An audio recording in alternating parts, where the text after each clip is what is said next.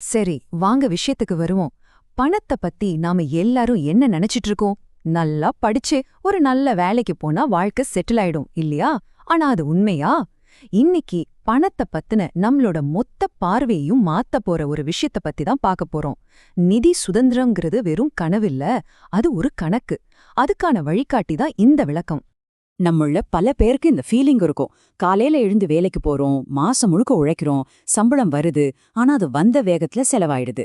மாச கடைசியில பார்த்தா கையில ஒண்ணுமே இருக்காது. திரும்பவும் அடுத்த மாசம் அதே கதை. இந்த முடிவே இல்லாத ஓட்டத்துக்கு பேர் தான் எலிப்பந்தயம் அல்லது ராட் ரேஸ். இங்கதான் அசல் பிரச்சனையே ஆரம்பிக்குது. நம்ம அப்பா அம்மா நமக்கு சொன்னதெல்லாம் தப்புன்னு சொல்ல வரல. அவங்க காலத்துல நல்லா படிச்சு ஒரு நிரந்தர வேலைக்கு போறதுதான் பாதுகாப்பு. ஆனா இன்னைக்கு உலகம் மாறிடுச்சு, பணத்தோட விதிகளும் முழுசா மாறிடுச்சு. அதனால பழைய அறிவுரை இப்ப வேலைக்கு ஆகாது. அப்போ ஏன் இன்னும் பல பேர் அதே பழைய பாதையிலேயே போயிட்டு இருக்காங்க? காரணம் ரொம்ப சிம்பிள்: பாதுகாப்பு. ஒரு நிலையான வருமானம் வந்தா போதும்னு நினைக்கிறாங்க. அந்த பாரம்பரியமான வழிய பத்தி முதல்ல பாப்போம். இந்த அறிவுரைய கேட்காத ஆளே இருக்க முடியாது. நம்ம மனசுல இத ஆழமா பதிச்சு வச்சிருக்காங்க. இந்த வழி நம்மள ஒண்ணு எம்ப்ளாயியா ஆக்கும், இல்லனா ஒரு சுயதொழில் செய்றவரா ஆக்கும். மாச சம்பளம், கொஞ்சம் சலுகைகள், இதுதான் பாதுகாப்புன்னு நம்ம நம்ப வைக்கப்பட்டிருக்கோம். ஆனா இங்கதான் ஒரு பெரிய ட்விஸ்ட் இருக்கு. நீங்க மாசம் 50,000 சம்பாதிச்சாலும் சரி, 5 லட்சம் சம்பாதிச்சாலும் சரி, அது மட்டுமே உங்கள பணக்காரராக்கிடாது. என்னது, நம்ப முடியலையா? ஆமாங்க, இதுதான் இந்த முழு விளக்கத்தோட மையப்புள்ளி. நீங்க எவ்வளவு சம்பாதிக்கிறீங்கன்றத விட, அந்த பணம் உங்களுக்கு எப்படி வருதுங்கிறது தான் உங்க நிதி சுதந்திரத்தையே தீர்மானிக்க போகுது. இத சிம்பிளா புரிய வைக்க ஒரு சூப்பரான கருவி இருக்கு. அந்த கருவிதான் ராபர்ட் கியோசாக்கி உருவாக்கின இந்த கேஷ் ஃப்ளோ குவாட்ரண்ட். பணத்தோட புதிய விதிகளை புரிஞ்சுக்க இது ஒரு மேப் மாதிரி நமக்கு உதவும். இதோ பாருங்க, இதுதான் அந்த குவாட்ரண்ட். உலகத்துல பணம் சம்பாதிக்க இந்த 4 வழிதான் இருக்கு. ஈனா எம்ப்ளாயி, அதாவது ஊழியர்; எஸ்னா செல்ஃப் எம்ப்ளாய்டு, அதாவது டாக்டர், வக்கீல் மாதிரி சுயதொழில் செய்றவங்க; பீனா பிசினஸ் ஓனர், அதாவது ஒரு சிஸ்டமை உருவாக்கி அது மூலமா சம்பாதிக்கிறவங்க; கடைசியா ஐனா இன்வெஸ்டர், அதாவது முதலீட்டாளர். நீங்க யாருன்னு உங்களோட வருமானம் வர்ற வழிய வச்சு கண்டுபிடிச்சிடலாம். முதல்ல இந்த குவாட்ரண்டோட இடது பக்கத்தை பார்ப்போம். அதாவது இ மற்றும் எஸ் பிரிவுகள். உலகத்துல பெரும்பாலான மக்கள் இங்கதான் இருக்காங்க. இவங்களோட பொதுவான குணம் என்னன்னு பாப்போமா? பிரிவுல இருக்கிறவங்களுக்கு வேலை பாதுகாப்பு தான் முக்கியம். மாசம் சம்பளம் வரணும். எஸ் பிரிவுல இருக்கிறவங்களுக்கு சுதந்திரம் முக்கியம். யாருக்கும் கீழே வேலை செய்ய பிடிக்காது. ஆனா பிரச்சனை என்னன்னா, இந்த 2 பேருமே தங்களோட நேரத்தையும் உழைப்பையும் கொடுத்தா மட்டும்தான் பணம் வரும். இவங்க வேலைக்கு போகலைன்னா வருமானம் 0. இடது பக்கத்துல இருக்கிறவங்களுக்கு இருக்கிற இன்னொரு பெரிய தலைவலி இதுதான். இவங்க சம்பாதிக்கிற வருமானத்துக்கு தான் உலகத்திலே அதிகமா வரி விதிக்கப்படுது. அதாவது நீங்க கஷ்டப்பட்டு உழைச்ச சம்பாதிக்கிற பணத்துல ஒரு பெரிய பகுதி வரிக்கே போயிடும். இதனாலதான் இவங்களால அந்த எலி பந்தயத்தை விட்டு வெளியே வரவே முடியறதில்ல. சரி, இப்போ இடது பக்கத்தை விட்டுட்டு உண்மையான செல்வம் உருவாக்குற வலது பக்கத்துக்கு வருவோம். பி மற்றும் ஐ குவாட்ரண்ட் எப்படி நமக்கு உண்மையான நிதி சுதந்திரத்தை கொடுக்குதுன்னு பார்க்கலாம். பி குவாட்ரண்ட்ல இருக்கிற பிசினஸ் ஓனர் ஒரு வேலை செய்ய மாட்டாரு. அவரு ஒரு சிஸ்டமை உருவாக்குவாரு. அந்த சிஸ்டம் அவருக்காக வேலை செஞ்சு பணத்தை சம்பாரிச்சு கொடுக்கும்.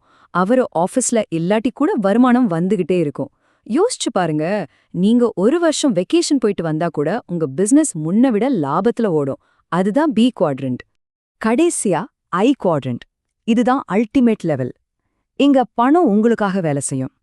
முதலீட்டாளர்கள் தங்களோட பணத்தை சொத்துக்கள்ல முதலீடு செய்வாங்க. அந்த சொத்துக்கள் இன்னும் அதிக பணத்தை உருவாக்கும். நீங்க தூங்கிட்டு இருக்கும்போது கூட உங்களுக்கு பணம் வந்துகிட்டே இருக்கும். இதுதான் உண்மையான பாசிவ் இன்கம், உண்மையான நிதி சுதந்திரம். இந்த அட்டவணைய ஒரு நிமிஷம் பாருங்க.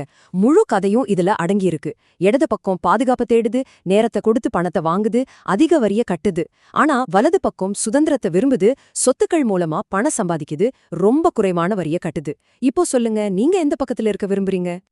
ஓகே, வலது பக்கத்துக்கு போனோன்னு முடிவு பண்ணியாச்சு. ஆனா எப்படி போறது? இது வேலைய மாத்துற விஷயம் இல்ல. இது உங்களுக்குள்ள நடக்க வேண்டிய ஒரு பெரிய மாற்றம். இந்த வார்த்தைகளை நல்லா மனசுல வச்சுக்கோங்க. நிறைய சம்பளம் வாங்குறது வேற, செல்வத்தை உருவாக்குறது வேற. வலது பக்கத்துல இருக்கிறவங்க சம்பாதிக்கிறத விட அந்த பணத்தை எப்படி தக்க வச்சு அதை எப்படி பெருக்கிறதுங்கிறதுல தான் அதிக கவனம் செலுத்துவாங்க. அதாவது வேலைய மாத்த வேண்டிய அவசியம் இல்ல, உங்க மனநிலைய மாத்தினா போதும். சுயதொழில் செய்யற ஒரு டாக்டர் பல மருத்துவமனைகள் கொண்ட ஒரு நெட்வொர்க்கை உருவாக்கலாம். ஒரு கம்பெனில வேலை செய்யற ஊழியர் பங்குச் சந்தையில முதலீடு செய்ய ஆரம்பிச்சு ஒரு முதலீட்டாளரா மாறலாம்.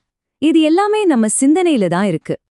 ஆனா ஒண்ணு மட்டும் நிச்சயம், இந்த பயணம் அவ்ளோ சுலபமானது இல்ல. மனரீதியா உணர்ச்சி ரீதியா நம்மள ரொம்பவே தயார்படுத்திக்கணும். நம்ம ஸ்கூல் சிஸ்டம் என்ன சொல்லித் தருது, தப்பு பண்ணா தண்டனை கிடைக்கும்னு. ஆனா நிஜ வாழ்க்கையில தப்பு பண்ணி அதுல இருந்து பாடம் கத்துக்கிறவங்க தான் ஜெயிக்கிறாங்க.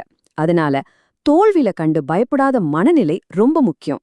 பணக்காரங்களுக்கும் மத்தவங்களுக்கும் இருக்கிற முக்கியமான வித்தியாசம் இந்த 3 பழக்கவழக்கம்தான். அவங்க நீண்ட காலத்துக்கு திட்டமிடுவாங்க, உடனடி ஆசைகளை கட்டுப்படுத்தி பெரிய இலக்குக்காக காத்திருப்பாங்க, அப்புறம் கூட்டு வட்டியோட சக்தியை பயன்படுத்தி தங்களோட சொத்துக்களை பல மடங்கு பெருக்குவாங்க. கடைசியா ஒன்னு சொல்றேன், இந்த நிதி பயணம்ங்கிறது ஏதோ ஒரு இடத்துக்கு போய் சேர்றது மட்டும் இல்ல. அந்த பயணமே ஒரு பாடம். நீங்க எடுத்து வைக்கிற ஒவ்வொரு அடியும், சந்திக்கிற ஒவ்வொரு தோல்வியும் உங்களை இன்னும் வலிமையாக்கும். அதனால அந்த பயணத்தை ரசிங்க. இந்த விளக்கத்தோட இறுதியில உங்களுக்கான ஒரு கேள்வி. நீங்க இப்போ போயிட்டு இருக்கிற பாதை நீங்க உண்மையா ஆசைப்படுற நிதி சுதந்திரத்தை நோக்கி தான் போகுதா? ஒரு நிமிஷம் யோசிங்க. இந்த கேஷ் ஃப்ளோ குவாட்ரண்ட் உங்களுக்கு ஒரு வழிகாட்டி. அடுத்த அடியை எடுத்து வைக்க வேண்டியது நீங்க தான்.